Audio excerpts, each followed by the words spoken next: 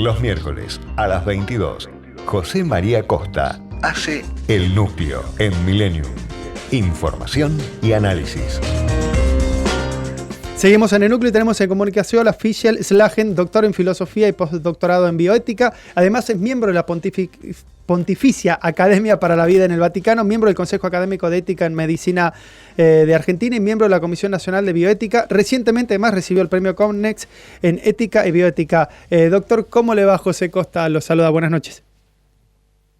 Hola José, ¿cómo le va? Muchas gracias por comunicarse y un saludo a toda la audiencia. Muchísimas gracias a usted por atendernos. Sé que este viaje sí que se agradece más todavía la deferencia por atendernos. El programa de hoy nosotros queríamos dedicarnos justamente a hablar un fenómeno que divide aguas, esos que son parteaguas muy marcados en Argentina, que es por un lado el tema de la eutanasia. Se ha avanzado en algunos países, sin ir más lejos, acá en Uruguay se empezó a aplicar una normativa al respecto al final, y sobre eso quería debatir con usted. Vayamos desde lo primario, la definición de la eutanasia. Para usted, ¿qué es la eutanasia? A ver, la eutanasia tiene una definición muy concreta, sí, que es la acción u omisión por parte del personal médico para provocar o acelerar la muerte en su paciente o en un paciente. Sí. Esa es la definición de eutanasia, es decir, todo proceder del personal de salud, ya sea por acción u omisión, para provocar o acelerar la muerte en un paciente. Esa es la eutanasia.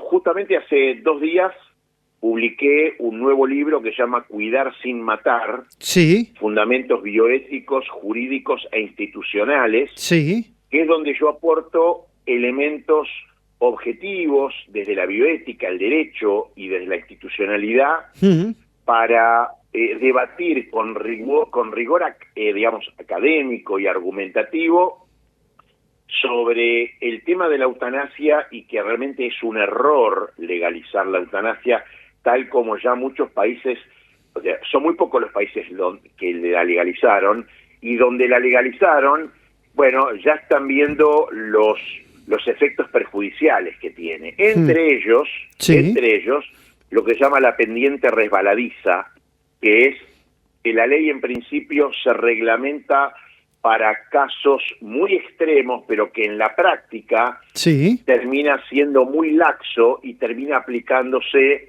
a casos para los cuales la ley no ha sido prevista, como por ejemplo para menores de edad, para personas con depresión aguda, personas con problemas de salud mental, homeless, y que termina provocando una cultura del descarte, que quienes lo sufren son justamente los más vulnerables.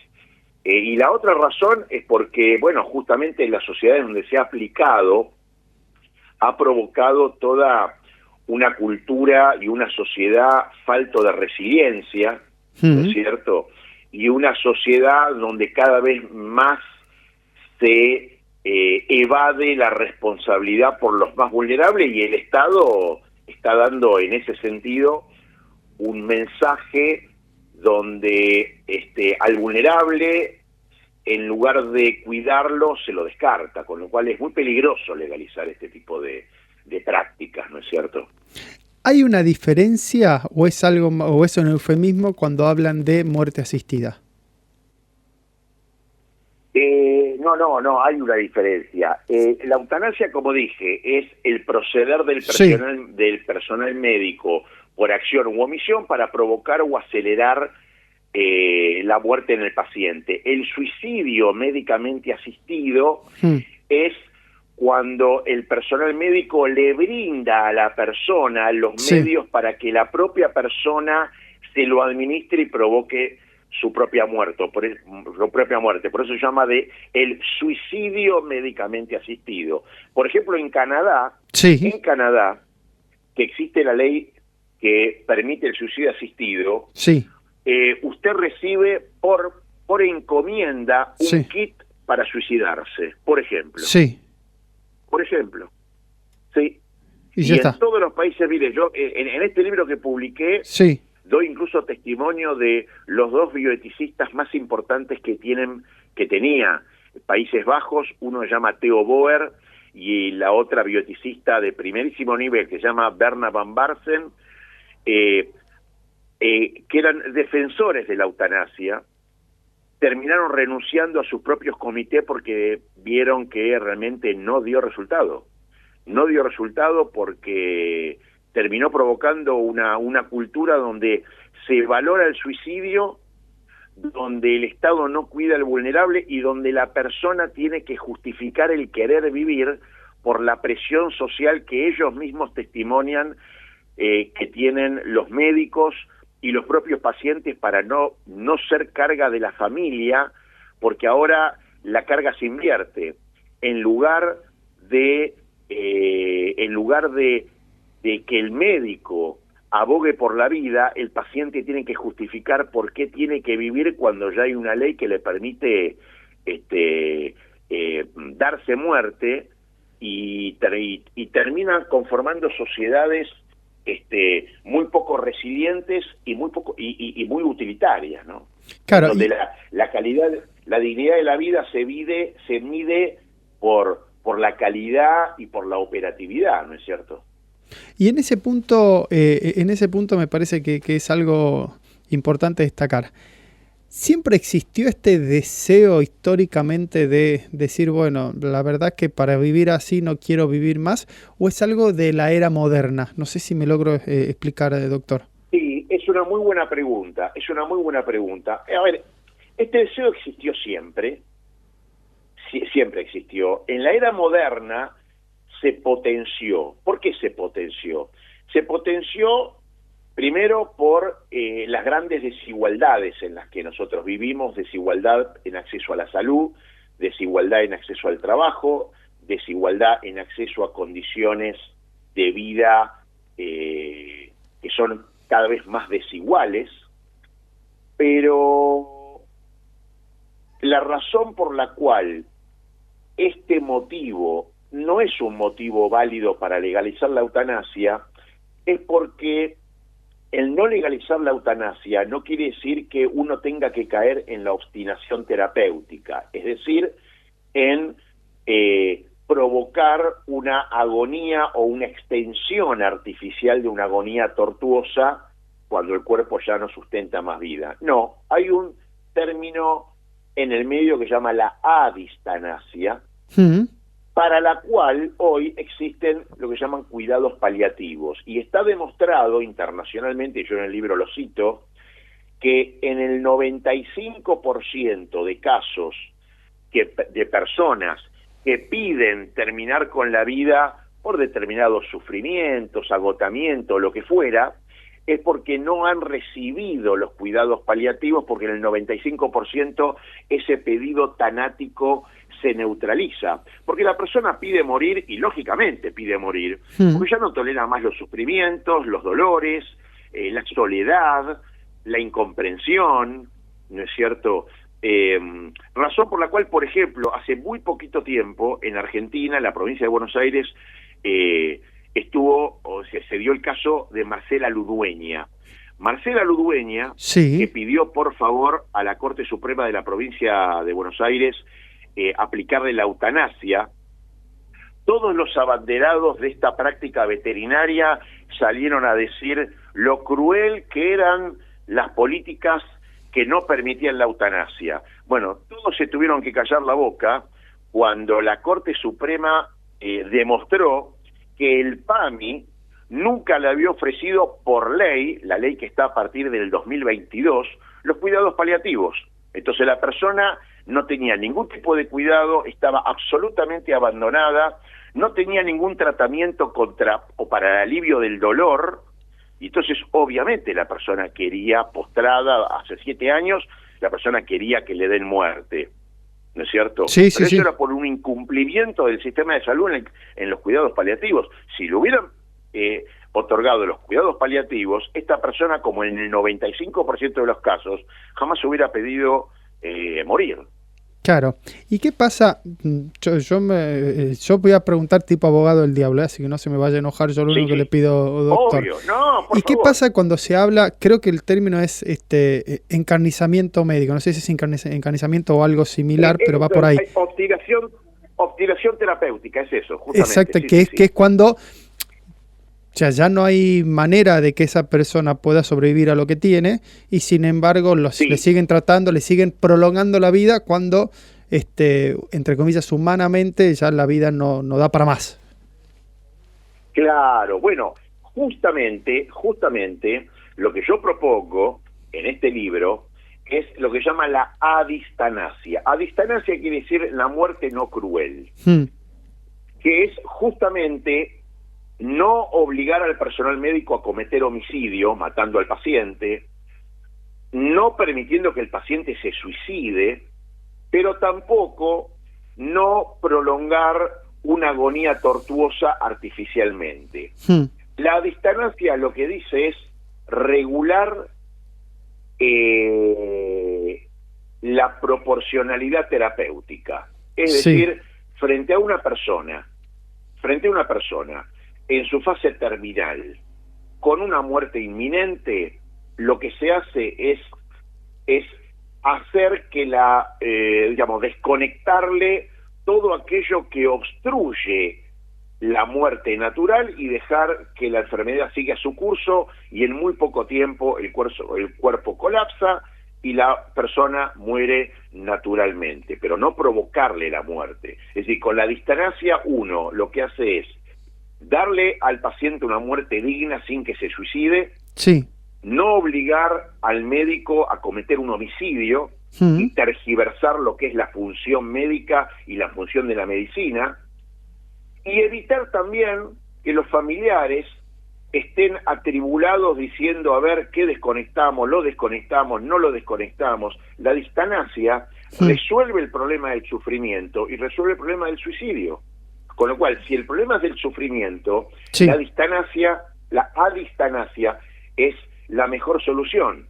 Ahora, si el problema no es el sufrimiento y el problema es directamente, yo quiero provocar la muerte o facilitarle desde el Estado la muerte a toda persona vulnerable, bueno, ahí ya estamos directamente en que lo que se quiere es que el Estado autorice la muerte como respuesta sanitaria, todo lo cual hace que cambie el mensaje social hacia los ancianos, los enfermos, los discapacitados y los dependientes, ¿no? Es decir, el problema no es solo individual, el problema no es mi cuerpo, mi decisión de vida. El problema es cuál es el mensaje social. Porque si fuera una cuestión netamente autónoma, entonces, por ejemplo, el Estado no me podría obligar a mí a usar cinturón de seguridad, porque es mi vida, mi cuerpo, mi auto, mi riesgo. Bueno, en algunos países, perdón, en algunos estados de Estados Unidos, con el tema del casco en la moto, no es obligatorio. O sea, no es obligatorio porque es tu responsabilidad. O sea,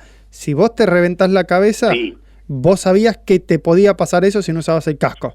Yo no estoy de acuerdo, para mí tiene que ser obligatorio el casco, pero hay en algunos lugares que el concepto de libertad pasa por ahí. ¿Se entiende? Claro, pero el problema es que uno está analizando una medida en un país como en Estados Unidos, donde no tiene un sistema de salud pública gratuita. Claro. La salud es paga, entonces si te rompes la cabeza y no tenés plata, bueno, te quedas muerto en la calle o es tu problema.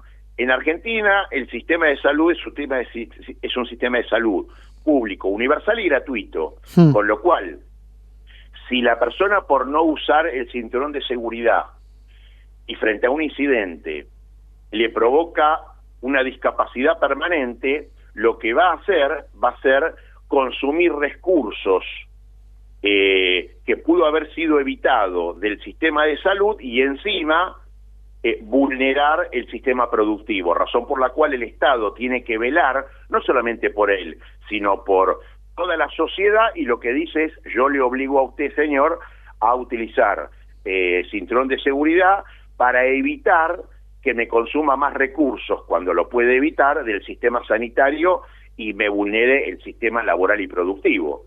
En Estados Unidos, como no tienen un sistema público, gratuito y universal de salud pública, entonces si te rompes la cabeza y después fíjate si tenés plata para que la reconstruyan. Y si no, y bueno, te quedarás tirado en una granja.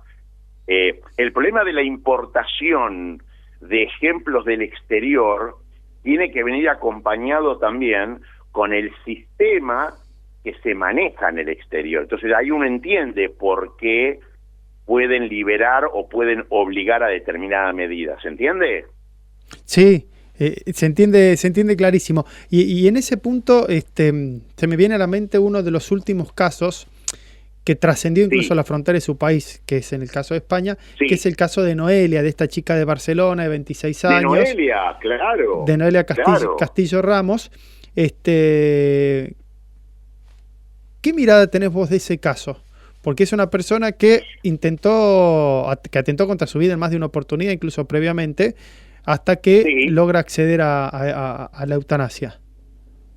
Claro, el caso, la verdad que te agradezco mucho por recordar este caso, porque el caso de Noelia Castillo Ramos es el caso que permite ver con mayor nitidez lo que realmente está en juego. Porque muchos defensores de la eutanasia lo presentaron como una victoria de la compasión, de la autonomía y de la dignidad, pero en realidad lo que revela es no solamente una pendiente resbaladiza posterior en la práctica eutanásica, que se empezó en España a utilizar la eutanasia para casos que la ley no contemplaba, como el de Noelia, sino que también lo que se vio es justamente el fracaso del Estado ante el cuidado que necesitaba Noelia por problemas de salud mental, por problemas de toda la tragedia que había pasado Noelia, y lo que hizo fue, yo en lugar de dar cuidados, lo que hago es facilitarle la muerte como solución. Es decir, un Estado que ni siquiera se preocupa, no agota y ni siquiera se preocupa por las formas de cuidar a un ciudadano, lo que hizo fue legitimar una solución letal donde correspondía intensificar la asistencia, el acompañamiento. Es decir, ahí el Estado español lo que hizo fue reemplazar su absoluta ineficiencia para cuidar por la eficiencia protocolar para administrar la muerte. El Estado no nació para eso. El Estado desde Aristóteles nació para cuidar a todos los ciudadanos bajo su espectro de poder, no para administrar soluciones letales e encubriendo su insuficiencia para cuidarlos. ¿Se entiende? Sí, se entiende clarísimo. La última consulta y agradeciéndote.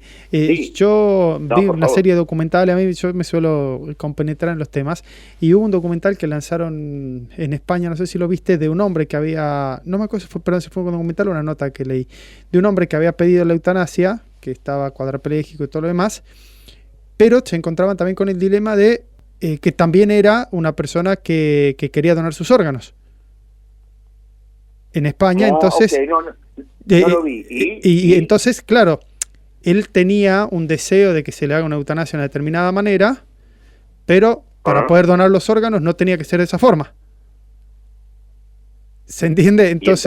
Entonces al final terminó pudiendo donar los órganos, pero no muriendo de la forma que él pretendía, que era en su casa, rodeado de su familia, con una inyección, como durmiéndose, como yéndose.